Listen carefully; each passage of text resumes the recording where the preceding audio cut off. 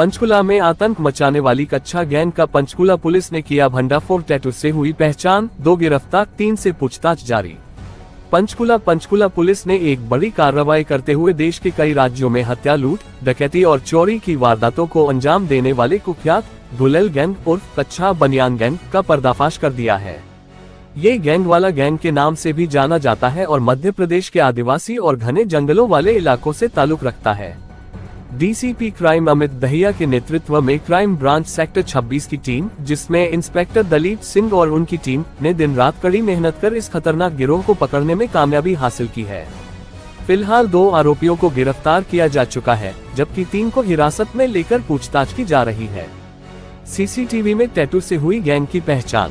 इस शातिर गैंग की पहचान एक आरोपी के हाथ पर बने विशिष्ट टैटू से की गई, जो पंचकुला की एक वारदात के दौरान सीसीटीवी कैमरे में कैद हुआ था। टैटू के आधार पर ही आरोपियों की पहचान संभव हो पाए और पुलिस ने सुजान नामक आरोपी को मौके से दबोच लिया, जबकि दूसरा आरोपी मध्य प्रदेश से गिरफ्तार किया गया। गिरोह की कार्यशैली बेहद संगठित और हिंसक। डीसीपी क्राइम अमित दहिया ने बताया कि यह गैंग बेहद योजनाबद्ध तरीके से काम करता था। पहले कुछ सदस्य इलाके की रेकी करते, फिर सुनसान और बंद घरों को टारगेट किया जाता। वारदात से पहले यह आरोपी शराब का सेवन करते और ट्रेनों से सफर कर घटनास्थल तक पहुंचते। घर में घुसने के बाद परिवार को एक कमरे में बंद कर देते और यदि कोई विरोध करता तो गुलेल या लोहे की रॉड से हमला कर देते। इनका उद्देश्य सिर्फ चोरी नहीं बल्कि लूट, डकैती और हत्या करना भी रहा है। आरोपी मोबाइल फोन का इस्तेमाल नहीं करते थे और वारदात के बाद जंगलों में जाकर छिप जाते थे। ये गैंग पिछले 15 से 20 दिनों में फरीदाबाद में 40 लाख की डकैती समेत देश भर में करीब 30 से अधिक संगीन वारदातों में शामिल रहा है। 2016 में आरोपी के चाचा ने ट्रेन की छत काटकर की थी 6 करोड़ की लूट। गिरफ्तार आरोपियों का आपराधिक इतिहास भी उतना ही चौंकाने वाला है। इनमें से एक आरोपी के चाचा मोर सिंह ने 2016 में मध्य प्रदेश में आरबीआई के पैसों से भरी ट्रेन की छत काटकर करीब 6 करोड़ की लूट को अंजाम दिया था। पुलिस ने जनता से मांगी मदद, डीसीपी क्राइम ने जारी किया number. DCP crime Amit Dahiya ने आम जनता से अपील की है कि यदि उन्हें किसी भी प्रकार की संदिग्ध गतिविधि नजर आती है या ऐसे अपराधियों के बारे में जानकारी है तो वे बेझिझक उनके नंबर 81466300068146630006 पर संपर्क करें। उनकी पहचान पूरी तरह गोपनीय रखी जाएगी। पंचकुला पुलिस की अन्य राज्यों को अपील। डीसीपी क्राइम ने हरियाणा और देश के अन्य राज्यों की पुलिस से अपील की है कि वे इन आरोपियों को प्रोडक्शन वारंट पर लेकर लूट और डकैती के मामलों में कानूनी कार्रवाई करें तथा चोरी गई रकम की बरामदगी सुनिश्चित करें। पंचकुला पुलिस अब मध्य प्रदेश पुलिस के सहयोग से इस खतरनाक गैंग के अन्य सदस्यों को पकड़ने के लिए संयुक्त ऑपरेशन शुरू करने जा रही है। ब्यूरो चीफ सुरिंदर चौहान से गैंग के लोगों को गिरफ्तार किया है, क्योंकि इनके द्वारा कई वारदातों को अंजाम देने की कोशिश की। घटना में भी क्या पूरे किस तरह से ये घटना को अंजाम देते हैं? देखिए, ये हम लोगों ने अभी 2-4 दिन पहले ही हमारे कालका पिंजौर साइड एक वारदात के दौरान एक बंदा इनके गैंग का पकड़ा गया था, जो आम पब्लिक ने ही पकड़ के पुलिस को दिया था। उसके बाद हम लोगों ने इनकी सीसीटीवी फुटेजेस और इनके टैटूज जो इनके हाथ पे बने हुए हैं उनका हम लोगों ने विश्लेषण किया गया और फिर हमको पता चला कि ये एमपी का एक गैंग है जो आता है और जो चोरी के दौरान यदि वो चोरी कर रहे हैं और कोई भी उनको रिटेलिएट करता है घर में, ये उसको चोट पहुंचा देते हैं और इवन उनकी हत्या भी कर देते हैं। जिनको शिवपुरी मध्य प्रदेश से और रेवाड़ी अलग अलग जगहों से हम लोगों ने इनको पकड़ा है और इनके हाथ के टैटूज आप लोगों को कुछ पहले भी आए हुए हैं और कुछ हम लोगों ने इनकी वेरिफिकेशन उसी लेवल पे की है। ये लोग मोबाइल का इस्तेमाल नहीं करते हैं।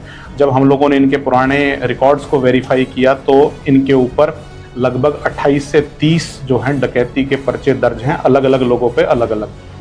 इसके अलावा हाल फिलहाल में हमको ये भी पता चला कि फरीदाबाद के अंदर एक लगभग महीना 15-20 दिन पहले, महीना भर पहले इन लोगों ने एक 40 लाख रुपए की घर से ऐसे डकैती की थी। वो भी हम लोग वेरीफाई करवा रहे हैं और आप लोगों के माध्यम से हमारा ये सबसे अनुरोध है कि इस प्रकार का जो गैंग जो चल रहा है उसकी न्यूज़ आप लोग पूरे हिंदुस्तान में बताइए, ताकि हमारे यहाँ तो सिर्फ एक अटेम्प्ट हुआ था, अटेम्प्ट के दौरान ही ये लोग पकड़े गए।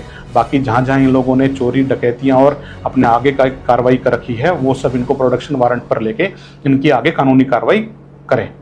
पूछताछ समय सर क्या जानकारी निकल कर आई, कहाँ किन किन स्टेटों पर ये वारदात कर चुके हैं? देखिए, इनके हाथ पे एक टैटू बना हुआ है इनका एक टैटू मैं आपको दिखाया है, वो टैटू हमारे सीसीटीवी कैमरे के अंदर आया है और वो टैटू से हम लोगों ने इनको वेरीफाई किया है ये कौन लोग हैं जिनके हाथ पे एक पर्टिकुलर ऐसे वीएम करके टैटू और इनके अपने गैंग के कुछ टैटूज बने होते हैं, उन टैटूज से इनको वेरीफाई किया गया। ये ट्रेन से आते हैं और हाईवेज के ऊपर ये लोग जो घर स्थित होते हैं, जहाँ घर अकेला होता है और ठीक ठाक बना हुआ होता है, वहाँ ये चोरी डकैती उन सबको अपनी कार्रवाइयाँ करते हैं। हत्या के मामले भी दर्ज है इन पर कुछ? हाँ, उसके बारे में थोड़ी डिटेल जो है हमारे इंस्पेक्टर सीआईए हैं ये बताएंगे, दिलीप जी, क्योंकि इन्होंने ही खुद इस पूरी टीम को लीड किया था और ये खुद मध्य प्रदेश गए थे। उसके बारे में काफ़ी सारी डिटेल्स जो है वो दिलीप बताएंगे। तो हमने अरेस्ट किया था सूजन नाम का।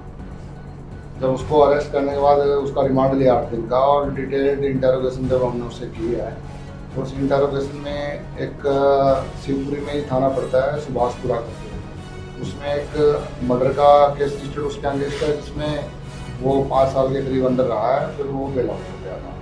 इसके अलावा उसके खिलाफ 3 डकैती के केस रजिस्टर्ड है। और जो ये सूजन हो गया और जो वीएम जिसके हाथ पे टैटू है विशाल मोगिया करके, इनकी एक गैंग है बाला, गैंग के नाम से बाला भी एक पर्टिकुलर एक पर्सन का नाम है जो ऑपरेट करता है डकैती डालने के लिए, गैंग उसने बना रखी है। इसके 7-8 सदस्य। सर कोई हथियार भी बरामद हुए हैं? नहीं, अभी इनके जैसा सर ने बताया है कि हमारे यहाँ केवल 2 अटैम्प्ट हैं जो रजिस्टर्ड हुए हैं और पूछताछ में सीसीटीवी फुटेज में हमने देखा कि इन्होंने 4 घरों में अंदर घुसे हैं, लेकिन ताला तोड़ने की कोशिश, एक जगह ताला तोड़ दिया है अंदर घुस गए हैं, दूसरी जगह खिड़की तोड़ दी गई है अंदर घुस गए। तो हमारे यहाँ केवल अटैम्प्ट हुआ है। तो रिकवरी का भी अभी तो हमारे पास रिमांड पे है, तो जो भी हथियार है वो भी हम बरामद कर देंगे। ड्रग्स वगैरह भी लेते हैं कुछ पता है?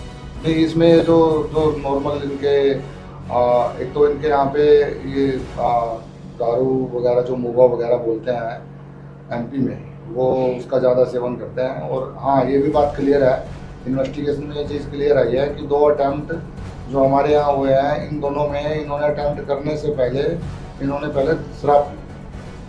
ट्राइबल एरिया आदिवासी लोग हैं।